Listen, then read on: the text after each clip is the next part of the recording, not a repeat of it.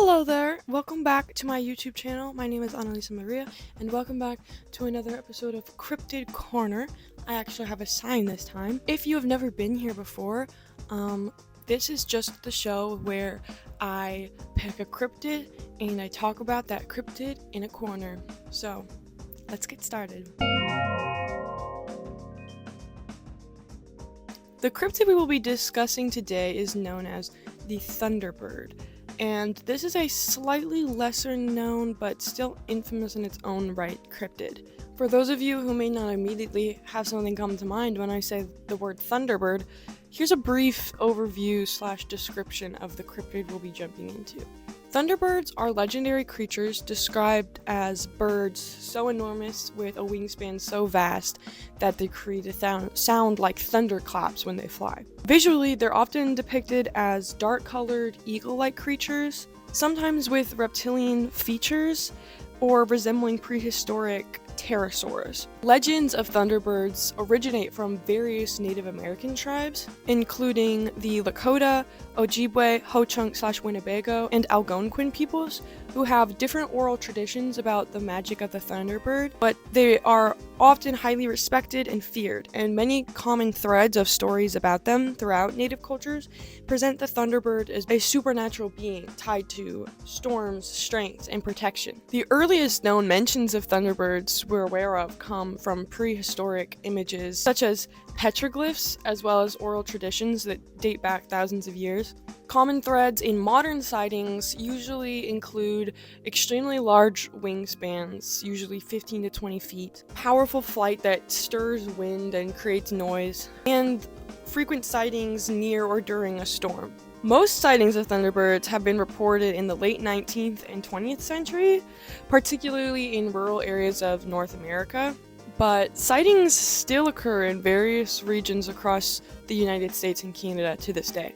Let's dive into a bit of the background and history of the thunderbird. So as we've discussed, the earliest known instance of the idea of this thunderbird comes from deep roots in Native American mythology. Frequently in lore, thunderbirds are protectors of the natural world and enforcers of justice, often serving as guardians against malevolent spirits or forces. They are also closely tied to storms, with their wings sometimes being said to create thunder as they flap, and their eyes flashing with lightning when they blink. Stories of the thunderbird often emphasize its duality. It could be both a bringer of life, providing rain to nourish crops, and a destructive force, unleashing storms to punish wrongdoers. This dual role cemented its place as a revered and feared figure in Native culture. The referenced petroglyphs and carvings of thunderbirds, some of which are actually located near areas that have had historic and even current sightings tied to them and associated. And some of these are 1,000 years old and can still be found across North America. Depictions are often stylized and symbolic, but I think they really lay the foundation for this creature's transformation into cryptid of modern folklore. So let's move on to looking at the thunderbird in sort of a more modern cryptid context and explore a little bit of that bridge on how it came to be there. So the thunderbird began transforming into cryptid lore in the early 19th century, coinciding with the increased exploration and settlement of white settlers in North America. The first reported cryptid sightings described massive bird-type creatures, much larger than any known species, often carrying off livestock and sometimes even children. One of the most famous sightings of the thunderbird ever happened in Tombstone, Arizona in 1890. Two rancher cowboy type characters allegedly shot and killed a massive pterodactyl-like bird. While the story grew in popularity to an extreme degree, no definitive evidence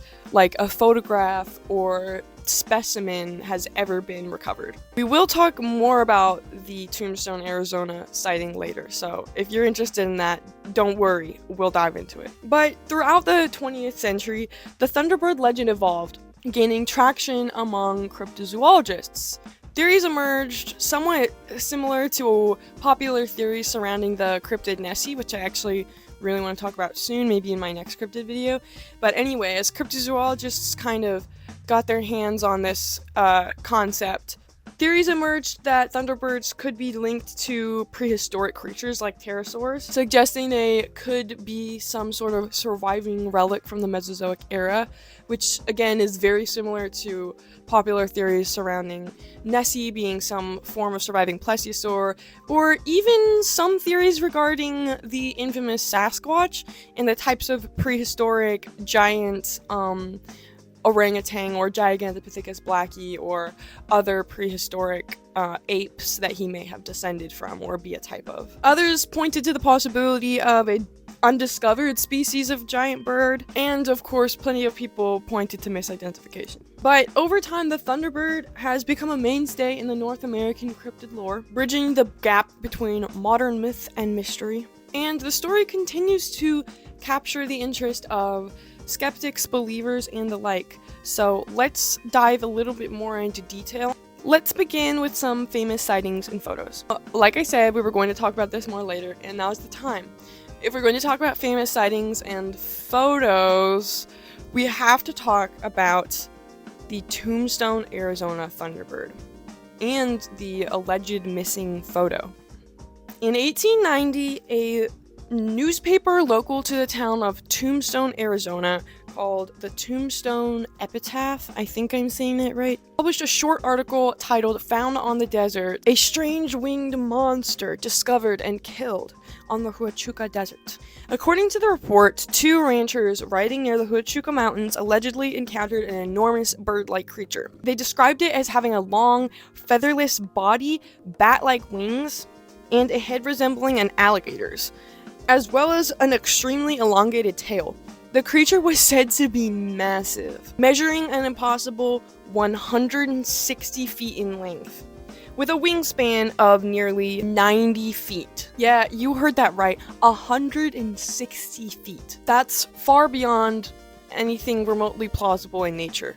And if you're thinking right now that so far this description doesn't actually line up with anything we really know about thunderbirds, you would be right. Regardless, the article detailed how the ranchers allegedly shot and killed the creature after following it as it flew short distances for a while, seeing as it seemed tired and unable to carry itself far enough away to escape.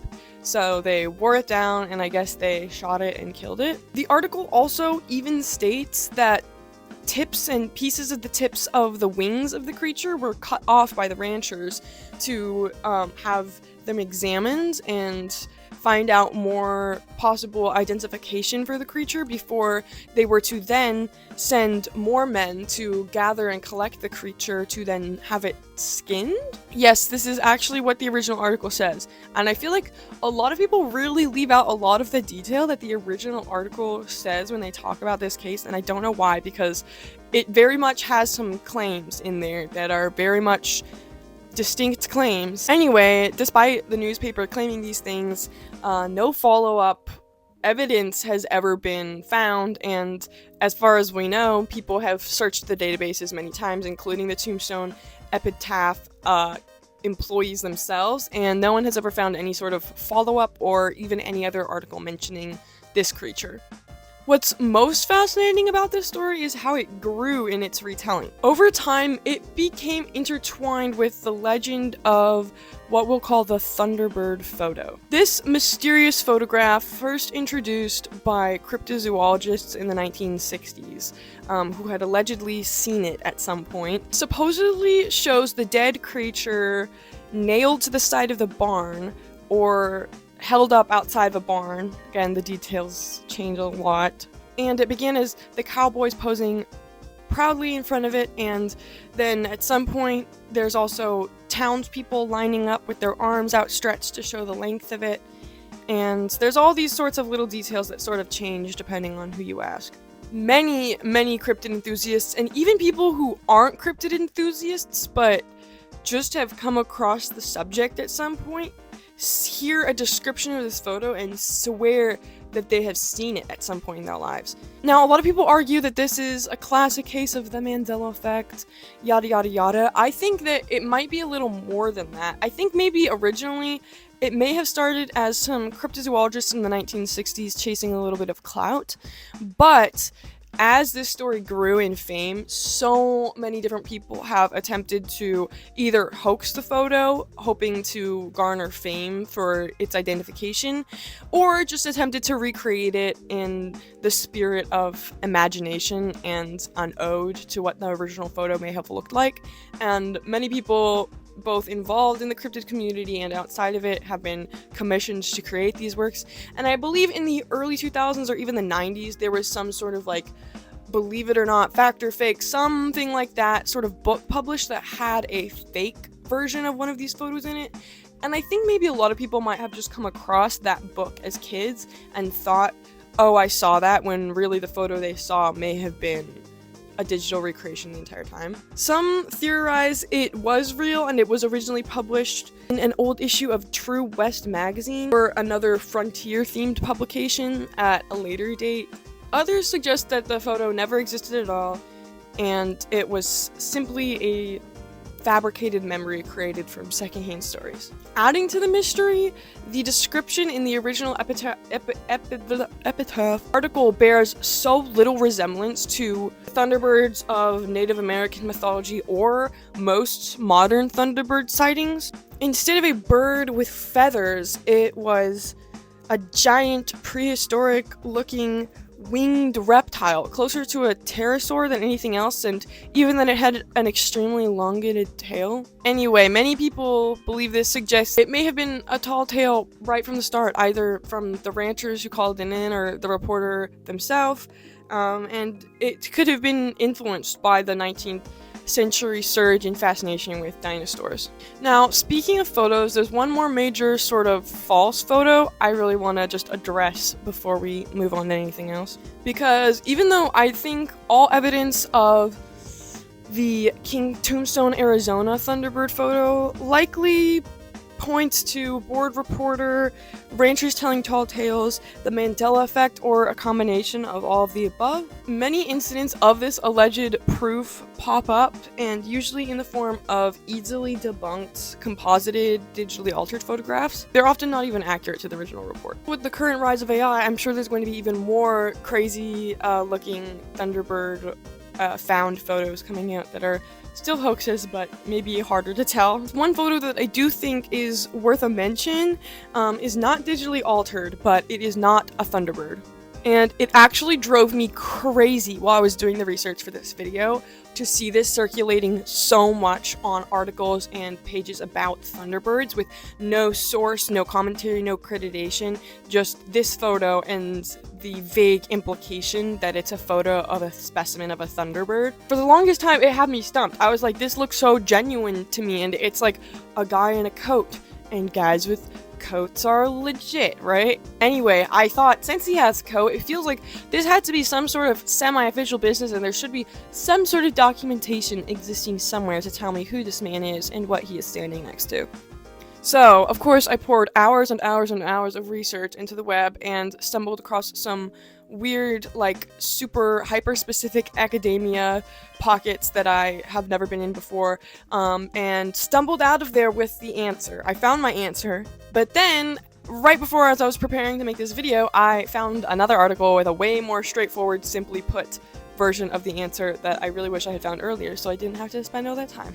Anyway, let me share with you what this photo truly is. The commonly misattributed Thunderbird photo actually features Dr. Kenneth Campbell, an ornithologist, was like a bird scientist, I think, standing beside a life-sized recreation of the Argentavis magnificans. I don't know how to say that at all, I just know it's a prehistoric bird. So yeah, it's a prehistoric bird believed to have lived around 6 million years ago in South America. The photo was taken in 1980 at the Los Angeles County Natural History Museum, showing the immense scale of the recreation, whose wingspan was estimated to have been up to 23 feet, making it one of the largest flying birds ever known to the planet. While the image is very impressive and certainly resembles what one might imagine a Thunderbird to look like, it actually has no connection to cryptid sightings or folklore.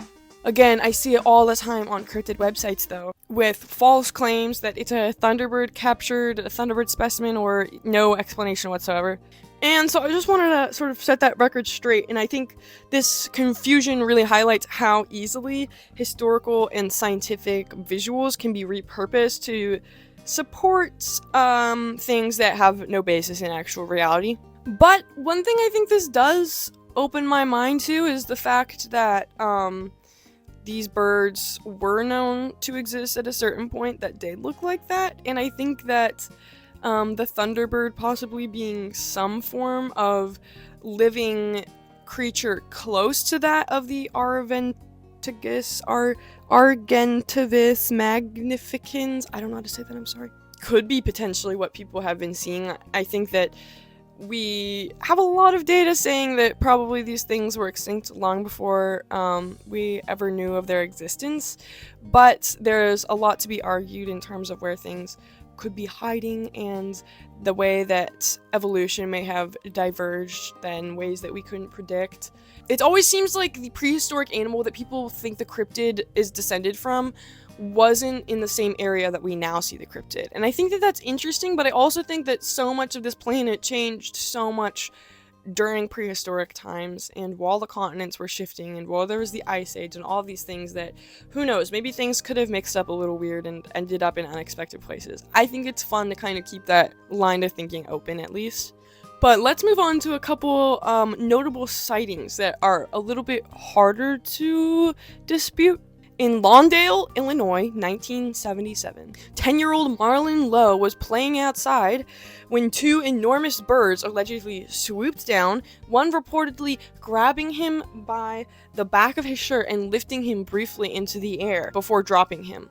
I've also heard a couple different versions of this story. I think the mom says she actually chased the bird and scared it until it dropped him and flew away, and it was trying to for real fly off with him.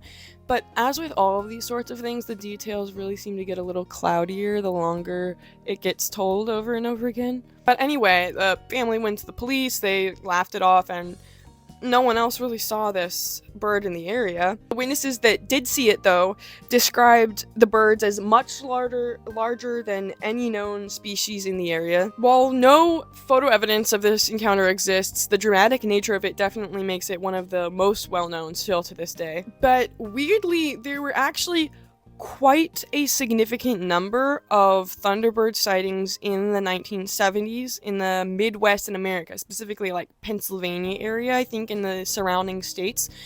There was a weirdly large number of reports and sightings involving thunderbirds and actually small children or school settings. Another one I thought I'd throw in there just to, I guess, demonstrate how sightings of this creature still go on today. And there's a lot of shame, I think, around people reporting these sorts of things because of the stigma. So I think especially after you got over sort of the golden age of cryptid enthusiasm in America in sort of the 40s, 50s, and 60s, bleeding a bit into the 70s, it got even more stigmatized and more shameful. So I think it's harder to find these stories sort of in the general public light and in the popular media sphere, but there are certainly still places where people collect these things and they are still going on. For example, one report I found on an internet forum, according to a paranormal reporting website, was sourced this, but you kind of have to dig for these things, but they are there, trust me. In Maricopa County, Arizona, 2019, on August 9th, a Friday, around noon, the lady who reported this sighting said she was driving on a 6-lane highway on her way home from the grocery store when she saw what she described as an extremely large bird flying very low. It was on the same side of the road but going the opposite direction of traffic heading south. She estimated the wingspan to be more than 20 feet, adding that it took up 3 lanes of traffic. The bird was a brownish-gray color. It was light-colored. She said that she was a bird watcher and recognized all sorts of birds, and she had never seen one like it. It had a little bit of a longer neck resembling a crane, but the wings were massive. She said it was flying so low she was concerned it might fly into her car, but it just kept soaring. She didn't have time to grab her cell phone and take photos, explaining she couldn't simply stop in the middle of the lane. In retrospective, though, I wish I had done a U-turn and followed it. I regret not thinking at that time. So, all things considered, I think if we're gonna take this lady's word for it, apparently she did give a full name and location, but wished to remain anonymous when her story was shared, which, is rather convenient, as we often see. But if we're going to take her word for it, this really, really does sound like a description of a thunderbird, and it matches all of the categories, I guess, that we're looking for. Another really interesting thing I actually just want to note about this in particular story is that it does take place in Arizona, where the famous Tombstone, Arizona thunderbird allegedly was shot and killed.